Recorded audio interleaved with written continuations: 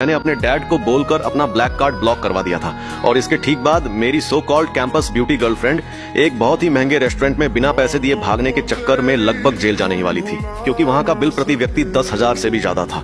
मैं अपने private room में आराम से बैठा था और उसके भेजे हुए अनगिनत घबराए हुए हेल्प मैसेजेस को मजे से पढ़ रहा था। वो लिख रही थी, गूफान, आज हमने जिंगचेन का जन्मदिन मनाने का फैसला किया था ना, तो तुम्हारी हिम्मत कैसे हुई अपना कार्ड ब्लॉक करने की? तुम अभी हो कहाँ? जल्दी से यहाँ आओ और बिल पे करो, यहाँ बहुत सारे लोग इंतजार कर रहे हैं। तुम जल्दी आओ वरना मैं तुमसे कभी बात नहीं करूंगी। मैं तुम्हें ऑर्डर दे रही हूँ, मेरा फोन उठाओ अभी के अभी। उसकी बातें सुनकर मुझे हंसी आ गई। मेरे ही पैसों से कूल बन रही है और एटीट्यूड तो देखो जैसे कोई महारानी हो। क्या उसे सच में लगता है कि मैं अभी भी वही पुराना बिना किसी सेल्फ रिस्पेक्ट वाला सिंप हूँ? सच तो यह है कि मेरे पास एक बहुत बड़ा सीक्रेट है।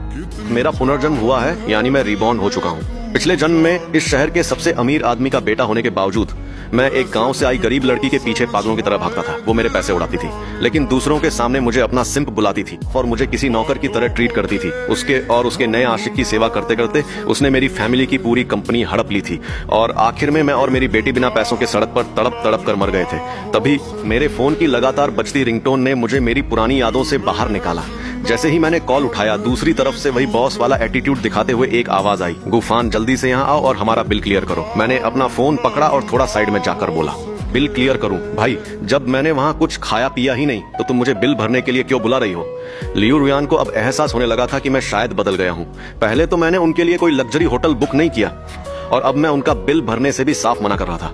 जबकि कुछ ही देर पहले जब हम सब एक साथ लाइब्रेरी में पढ़ने गए थे तो मैंने ही सबसे पहले जाकर उनके लिए सीट्स रिजर्व की थी और उनके लिए स्पेशल मिल्क टी भी खरीद कर लाया था। तो फिर ऐसा क्या हो गया कि लाइब्रेरी में बस एक छोटी सी नींद लेने के बाद जब मैं सोकर उठा तो मेरा पूरा बर्ताव ही बदल गया?